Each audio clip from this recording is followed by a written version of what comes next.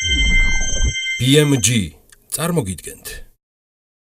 თბილისის მერიამ სითი პარკთან ხელშეკრულება გაწყვიტა. ოვაცია, კრიტიკა თუ განსხვავებული ემოციები პოლიტიკურ განცხადებებს აღარ ჩავყვები, საკითხს საქმიანად მივუდგებით, საქმიანი დილის ეთერში. IDFI-ის საჯარო პოლიტიკის და სამოქალაქო ჩართულობის მიმართულების ხელმძღვანელთან ერთად ვისაუბრებთ ახლა იმ რისკებზე, რაც იურიდიული კონტრაქტის გაწყვეტის შემდეგ მხარეებს ჯარიმის სახით შეიძლება დაეკისროთ და საერთოდ. მოდი დავიწყოთ თავიდან, რის საფუძველზე შეიძლება კონტრაქტის გაწყვეტა. თაკო იაკობიძესთან ვისაუბრებთ IDFI-ის საჯარო პოლიტიკის და სამოქალაქო ჩართულობის მიმართულების ხელმძღვანელთან, როგორც გითხარით. დილამშვიდობის, მადლობა სტუმრობისათვის. თქვენ გქონდათ შესწავლილი ხელშეკრულება, უკვე შეცვლილი ხელშეკრულება პირველადი გადახედვის შემდეგ. რა ინფორმაციას ფლობთ, იმიტომ რომ გასაგებია მხარეების განცხადებები საჯაროდ მედიისათვის, რომელსაც ორივე მხარე დაინტერესებულია და შესაბამისად კონკრეტულ საბუთებს არ წარმოადგენენ მცირე კომენტარებისა ჟურნალისტებთან, მაგრამ მაინტერესებს ფლობთ თუ არა ინფორმაციას, შესაძლებელი იყო თუ არა ხელშეკრულების გაწყვეტა. და ამ კითხვის საფუძველი არის, რა თქმა უნდა, ის, რასაც მერის წინა ხელმძღვანელობა ამ შემთხვევაში საზოგადოებას აწვდიდა და მათთან ასაღებდა როგორც აპრიორი სწორ ინფორმაციას. თქვენ რა შეგიძლიათ გითხრათ ამაზე? დიდი მადლობა. კონტრაქტის მიხედვით ვიმსჯელებთ, არის იქ მოცემული ის კონკრეტული პირობები, რა შემთხვევაში შეიძლებოდა ხელშეკრულების გაწყვეტა და ეს ზოგ შემთხვევაში ითვალისწინებდა კომპენსაციის გადახდას მერიის მხრიდან სითი პარკისთვის, ზოგ შემთხვევაში კი პირიქით სითი პარკს უნდა გადაეხადა კომპენსაცია მერიისთვის. აქვე აღნიშნავ, რომ უფრო დეტალურად იყო გაწერილი ის შემთხვევები, როდესაც მერია იყო ვალდებული აინაცღაურებინა კომპენსაცია სითი პარკისთვის, ანუ დეტალური ფორმულაც კი იყო მოცემული, როგორ გამოიანგარიშებოდა ეს კომპენსაცია. და ასეთი პირობები იყო რამდენიმე. ერთი თუ კი მერია ისე შეწყვეტდა კონტრაქტს სითი პარკთან, რომ სითი პარკს ექნებოდა შესრულებული ვალდებულებები, ანუ უმიზეზოდ თუ გაწყვეტდა კონტრაქტს, ამ შემთხვევაში კომპენსაცია უნდა გადაეხადა მერიას. მეორე იმ შემთხვევაში თუ თავად სითი პარკი შეწყვეტდა კონტრაქტს იმის გამო, რომ მერიამ არ შეასრულა საკუთარ თავზე აღებული ვალდებულებები, ამ შემთხვევაშიც სითი პარკი მიიღებდა კომპენსაციის მერიისგან. იყო კიდევ ორი ასეთი პირობა კონტრაქტში ჩადებული. თუ კი კანონმდებლობა ისე შეეცვლებოდა, რომ სითი პარკს შემოსავალი შეუმცირდებოდა ან რაიმენაირად ხელი შეეშლებოდა საქმიანობის განხორციელებაში, ამ შემთხვევაშიც განსაზღვრული იყო კომპენსაციის მიღება, ანუ მერიას უნდა გადაეხადა სითი პარკისთვის და იმ შემთხვევაში თუ კი მესამე პირს გადასცემდა იმავე უფლებამოსილებას მერია, რასაც ახორციელებდა სითი პარკი. ეს არის ის 4 პირობა, რაც წერია კონტრაქტში, რა შემთხვევაშიც კომპენსაცია უნდა გადაეხადა მერიას სითი პარკისთვის. ეხლა პირიქით რა შემთხვევაში უნდა გადაეხადა.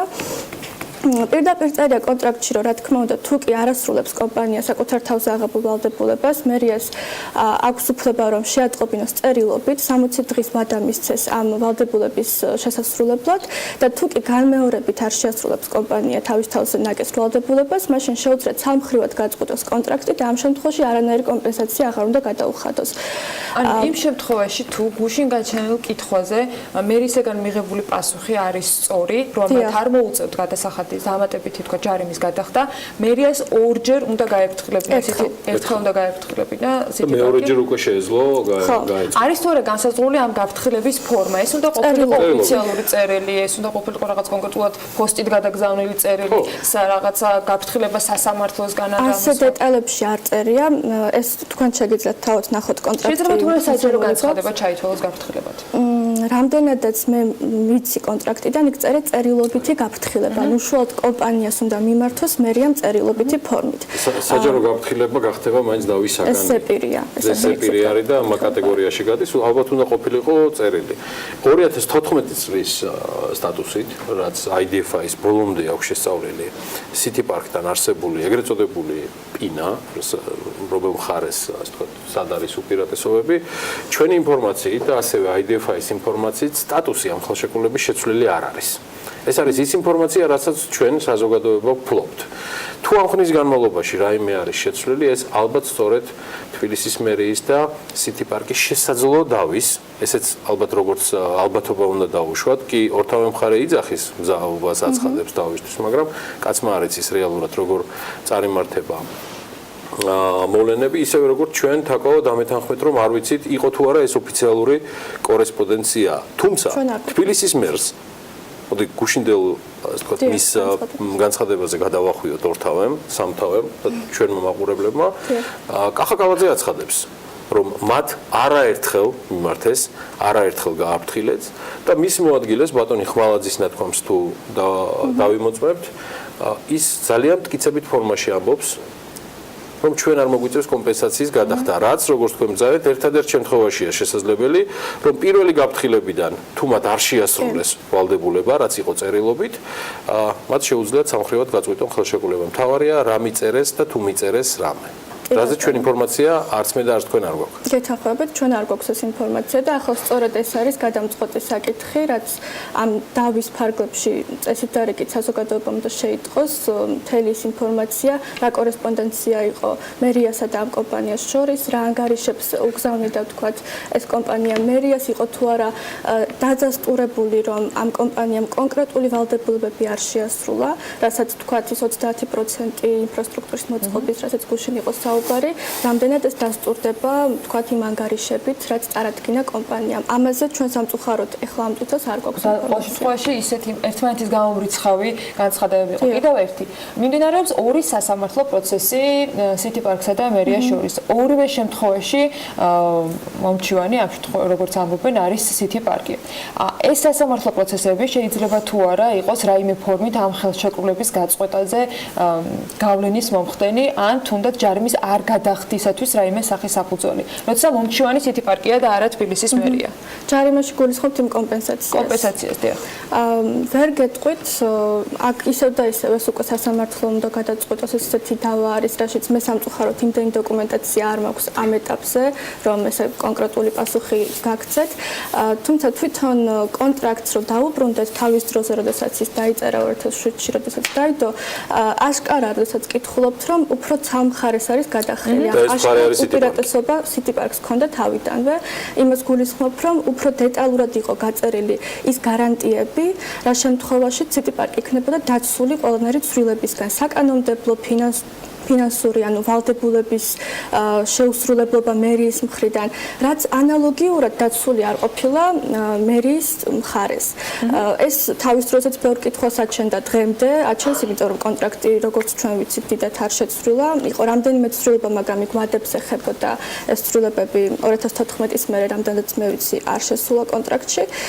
შესაბამისად, ეხლა რა გადაწყდება ამ დავებიდან გამომდინარე და პლუს ეს მესამე რო დაემატება, მე ნამდვილად არ ვიცი. თაკო 2007 წელს რომ დავრჩეთ ერთი წამით. სტატუსიდან გამომდინარე ხელშეკრულების და ყველამ ვიცით რომ ქართული სახელმწიფოსთვის სხვადასხვა მიზეზების გამო ეს იყო ერთ-ერთი ყველაზე მიუღებელი ხელშეკრულება, სადაც სითი პარკს აშკარად უპირატესობა ჰქონდა პირობებით ვიდრე საქართველოს სახელმწიფოს. IDFI-ისთვის აჩენს თუ არა ეს ეჭვს მსგავსად საზოგადოების სხვა წარმომადგენლებისა, რომ ამგვარი ხელშეკრულების უკან შესაძლოა იყოს პირადი ინტერესები და მაშინ იმ პერიოდში ცხადია 2007 წელს და სტატუსი ამ ტიპის ხელშეკრულების შეიძლება იყოს თუ არა მიახლოებული მაღალი რისკის კორუფციულ გარიგებასთან. კი ბატონო, ეს ეჭვები ჩვენ დიდი ხნის წინ გაგვიჩნდა და დადასტურდა კიდეც ჩვენი პატარა გამოკვლევით. ამაზე დიდი ხნის წინ წერდით, 2013-ში წერდით. ჩვენ მაშინ მოვითხოვეთ ის ანგარიშები, რაც სითი პარკმა მიაწოდა მერიას.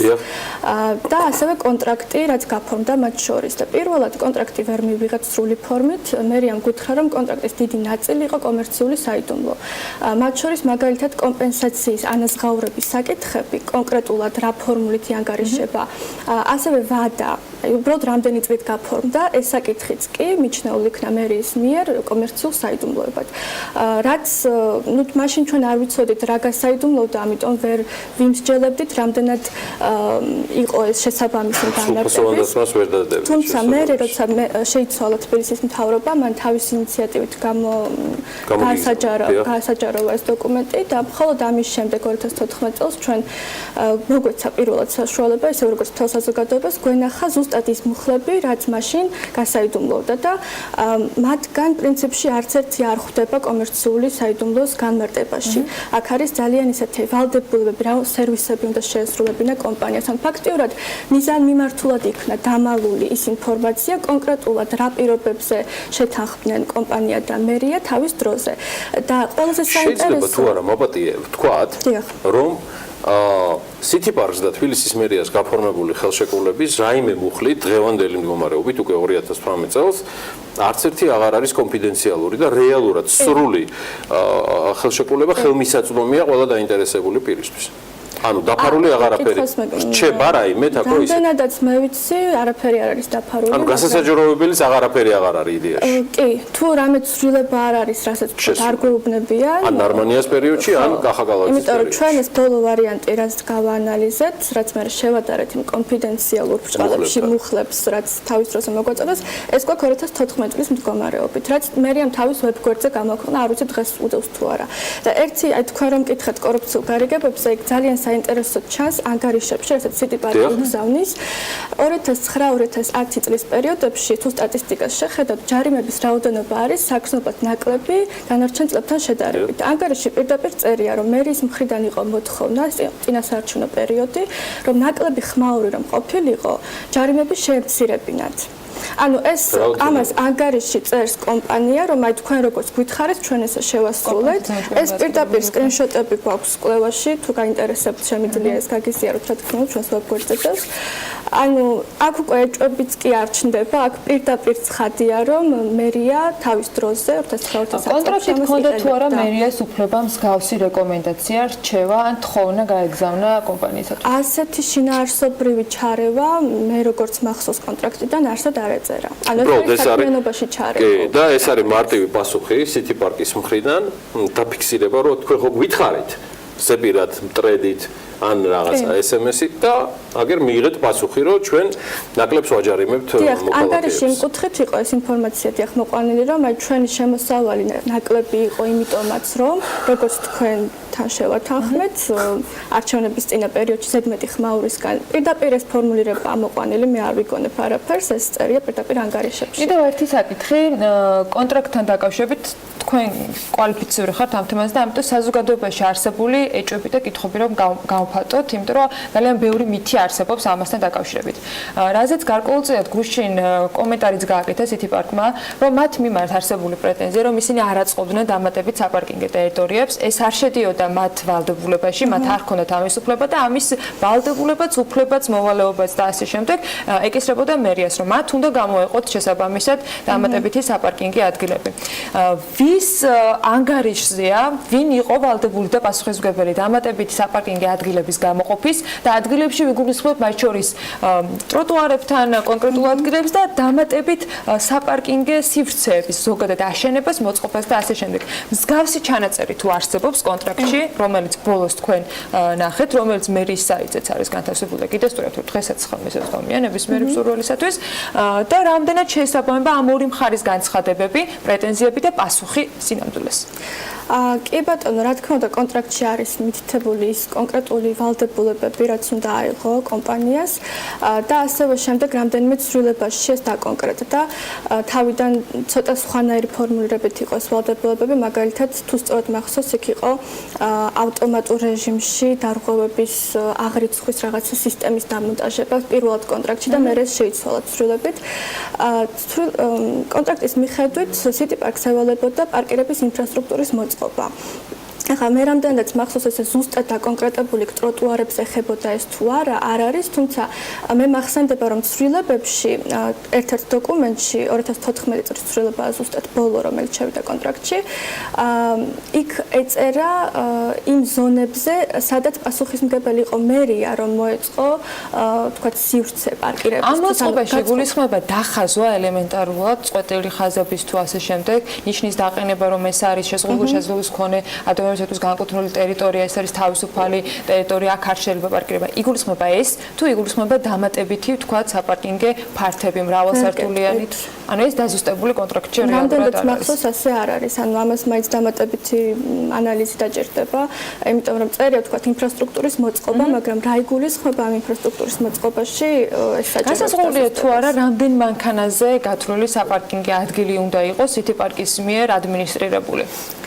რამდენადაც მახსოვს არა, მაგრამ შეგვიძლია გადავამოწმოთ ეს. მე მგონია რომ გამომდინარე იქიდან თაკო რას გვემზანეთ რომ დღევანდელი მდგომარეობის სტატუსი კონფიდენციალური აღარ ტოვებს არც ერთ მულს.